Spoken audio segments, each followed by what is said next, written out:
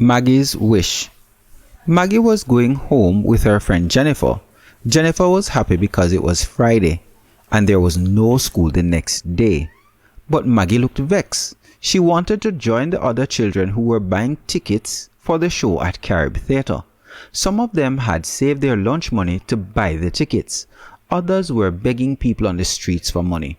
They were saying that they had lost their bus fare. Maggie knew that was not true and that they were doing something wrong, but she still wished that she could go with them.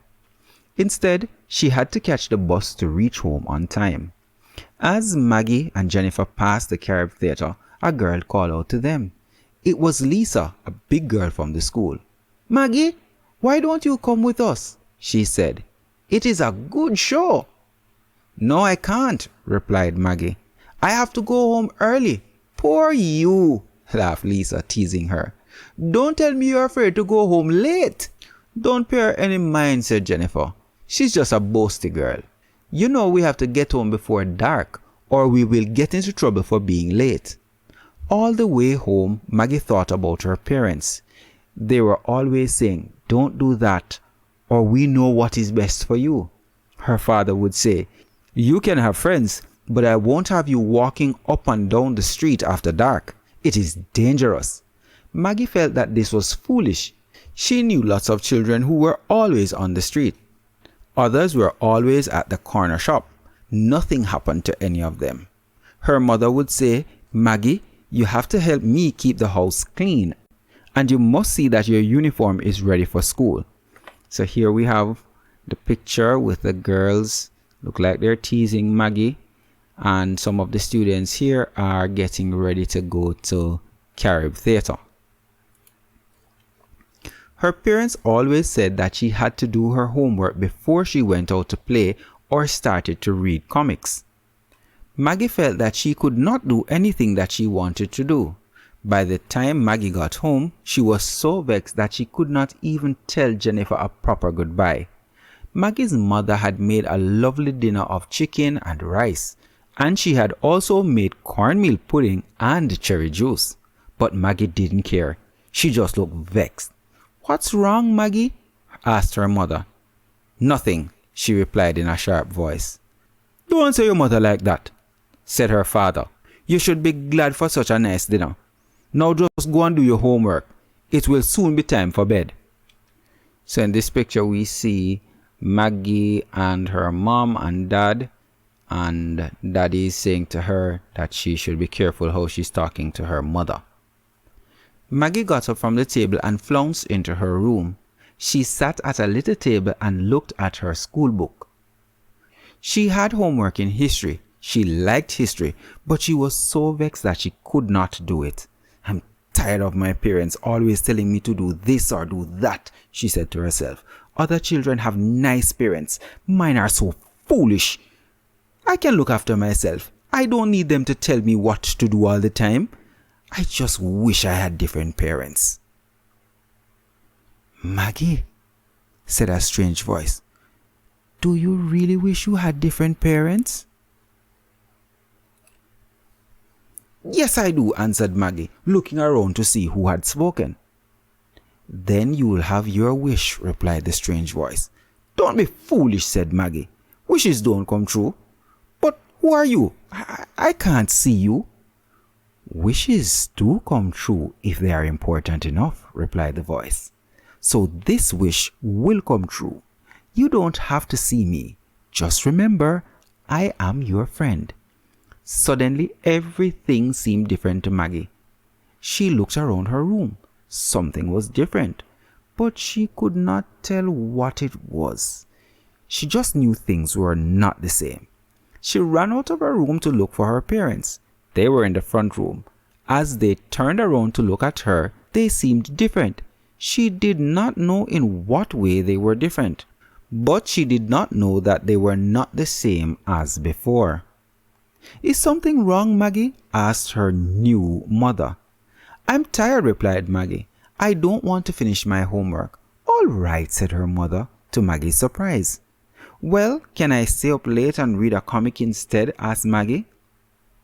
"You can do it if you want to," replied her new father. Maggie could not believe what was happening. These are really different parents, she said to herself as she rushed back to her room. Maggie read comics late into the night. Nobody told her to turn off the light and go to bed. Maggie felt that it was going to be fun living with her new parents. When Maggie got up the next morning, it seemed late and she felt very tired. She wondered why and then remembered that she had stayed up late. She also remembered that she had new parents, so she ran out of her room to see if she really had new parents after all. She could find nobody in the house. It seemed as if her new parents had gone to work already. As she stood wondering what to do, she saw some money and a piece of paper on the table. The paper was a note from her parents. It said, "You were asleep, so we didn't call you as we knew you must be tired. We have to go to work, but we have left your lunch money on the table. You can make your own breakfast. We didn't have time to do it." What strange parents, Maggie said to herself. She felt excited about being left on her own. But Maggie soon found out that making breakfast could take a little time. So she only had a chance to drink some cocoa and eat some bread. She had no porridge, and she really loved porridge.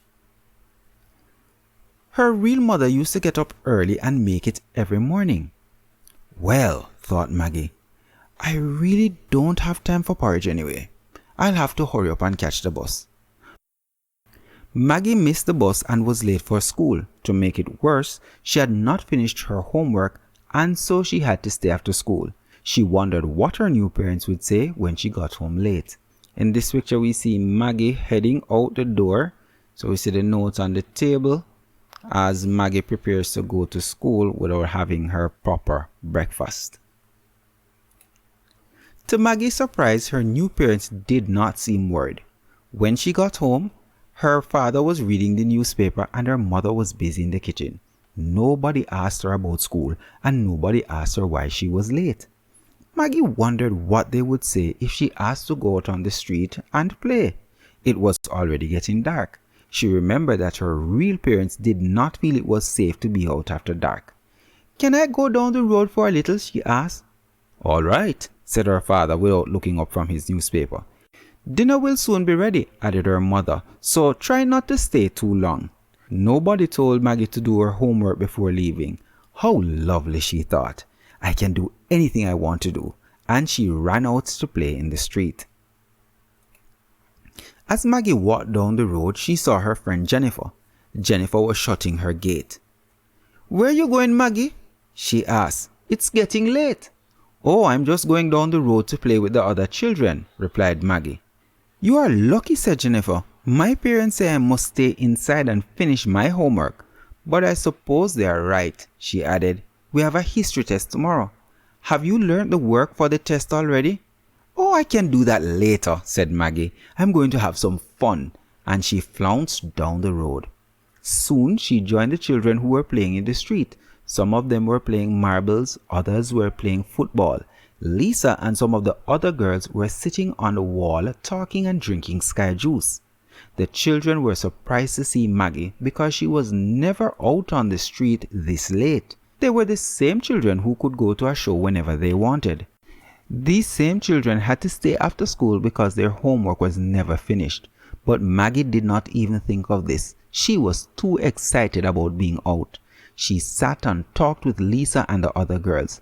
She soon forgot how late it was. When the other children began to go home, she saw that it was already dark. Maggie was worried she would get into trouble when she got home. Maggie went quickly into the house. There was nobody in the kitchen. There was nothing on the table. Maybe I'm in time for dinner after all, she thought. Her new mother and father were sitting in the front room. Her father was drinking ginger beer and her mother was fixing a dress. "I'm sorry I'm late," said Maggie. "What is for dinner?" "We had chicken and rice," replied her mother. "But as we didn't see you, we thought you were eating at your friend's house. Why don't you have some cocoa and bun?" At any other time, Maggie would have liked cocoa and bun, but she was hungry and she loved chicken. It could not be true that her new parents had eaten all of the dinner without leaving her some. She thought that they must be teasing her. Isn't there even a little dinner left?" asked Maggie in a weak voice. "No," replied her mother. "There wasn't much, and it was so good that we finished it. But there's a lot of bun there. You can have as much as you like." Maggie could not believe it. She still felt hungry after eating the bun. She really needed some cooked food instead of something sweet. She felt so terrible she could not even open her history book and soon fell asleep. Maggie was so hungry in the morning that she got up early. She was early enough to make some porridge. So she had a good breakfast of porridge, cocoa, and bread. She was in time for school, but as she had not learned her history, she did very badly in her test. Her mother was surprised because Maggie had always worked well. So in this picture, it looks like Maggie's at class and her teacher is talking to her for some reason. Let's read and find out what's happening. Day after day, Maggie's work got worse and worse. Her teacher could not understand it. So one day she spoke quietly to Maggie. "What has happened to you, Maggie?" she asked. "Your homework is never finished and you're not paying attention in school. A lot of time you seem to be asleep. I don't like to say it," she added. "You seem to look smart in your uniform, but today your shoes need cleaning. Is anything wrong at home?" "No, miss," replied Maggie in a sharp voice. She was vexed that her teacher had spoken to her. She did not even stop to think that her teacher was worried about her and wanted to help. Out of the corner of her eye, Maggie could see Jennifer looking at her. The teacher had spoken quietly, but Jennifer had a good idea of what was happening. She looked as worried as the teacher. To show that she did not care, Maggie flounced out of the room. "They are all so foolish," she said to herself. "Everything is okay at home. I can do anything I want." It seemed as if Maggie could do anything that she wanted to do, but she made sure not to miss breakfast or dinner. She knew that her new parents would leave a note telling her to make her own meals. Worst of all, there might be no food left for her. As long as she got her food, Maggie felt that everything was all right. Instead of doing her homework, she was often on the street playing.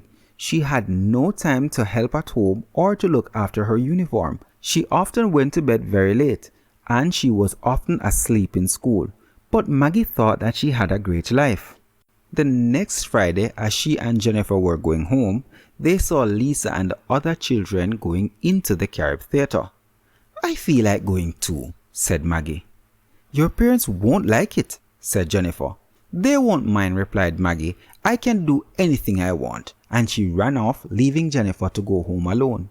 Maggie joined the other children who were going to buy tickets for the show.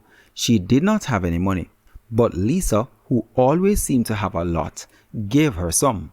Maggie knew that her real parents would never have liked that. They always said that what they gave her should be enough. They were very proud and did not want other children to give her money. But Maggie soon forgot about her real parents. She was sure that her new parents would not mind if Lisa gave her money. Maggie felt excited as she went into the theater with the other children. "This is going to be fun," she said to herself. But instead of enjoying herself, Maggie found that she could not hear a thing in the show. Everybody made a lot of noise. They laughed and they shouted. Children ran up and down. Some people turned over drinks. Others dropped biscuits, sweets, and juice all over the place. It was not as much fun as when Maggie used to go with her real parents. When the show was over, Maggie saw that it was very late. It was already dark and there were rough-looking people on the streets. Maggie began to worry. But Lisa and the others seemed happy, so Maggie stayed close to them. She was glad that Lisa lived near her and that she could walk with her. When they got to Maggie's house, there were no lights in any of the rooms. Maggie knew she would not get any dinner and wondered where her parents were. She wondered if they had left a note. Maggie stood and looked at the dark house. She did not know what to do. "Don't worry," said Lisa. "Come and have something to eat with me." Maggie thought that Lisa was going home, but instead they stopped at the corner. "Aren't you going home?" asked Maggie. "No," replied Lisa, laughing. "My parents are never at home. I have money to buy some food at the shop." Then the two girls went into the shop. Maggie often went to this shop in the daytime to buy things for her real mother, but the shop looked very different at night. There were a lot of rough-looking men standing around and drinking. Everybody seemed to be shouting at the same time. Lisa did not seem to mind. She just pushed her way through and soon came back to Maggie with some fish in a box and some ginger beer. Then Lisa found a place for them to stand outside and eat. So in this picture, we have what appears to be a fight. We see a knife being drawn here, and these two guys seem to be going at it. Maggie knew her real parents would never believe it if they could see her. She knew she should not be standing outside the shop late at night. She wanted to go home. She felt so terrible she could not even start to eat. Suddenly there was a noise inside the shop. People started to rush outside. Two men were fighting. One man had a knife. People were shouting and bawling. Then they heard a police car coming. Somebody had called the police. "Run!" said Lisa. "Why?" asked Maggie. "We didn't do anything wrong." "Yes, we did," replied Lisa. "I took up that man's money. That's how I got the money to buy the fish and the ginger beer. He thinks the other man did it, and that is why they are fighting. But maybe someone saw me, and they will tell the police." Maggie could not believe it. How could Lisa do something like that? She said to herself. What a good thing I didn't eat the fish. "Run," said Lisa again, as she rushed up the road and was gone. Maggie did not even know where she had turned. Maggie started to run. She felt that somebody was running behind her. She knew that she and Lisa would get into a lot of trouble. She would have to find her parents and they would tell her what to do. When she got to the house, it was still dark. "Mommy, Daddy," she called as she knocked loudly on the door.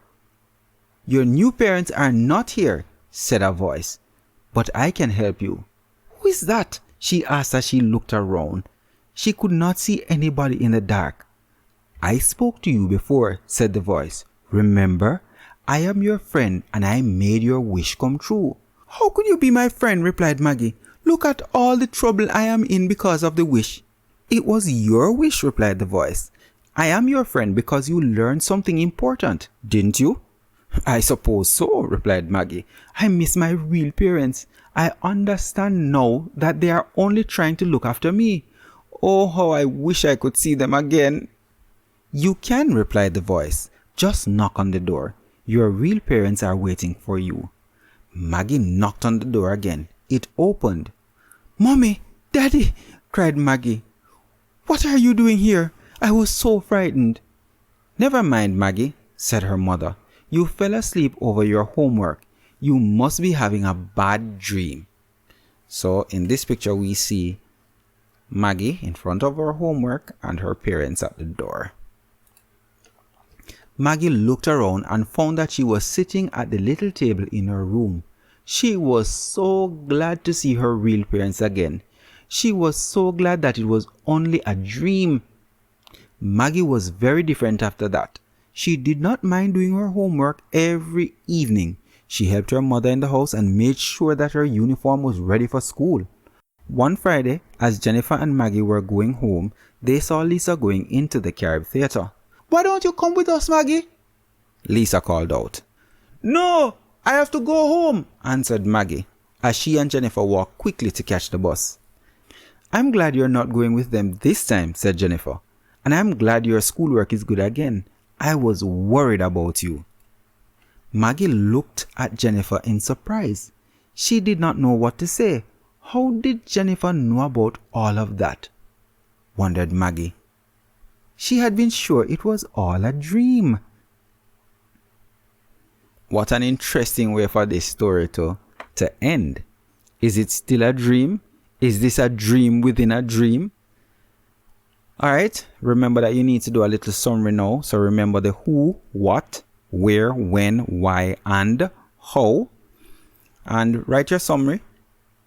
And what can we learn from this story? What is the big idea? What is the moral of this story? Do your summaries, turn them into your teachers, and I'll see you in the next episode.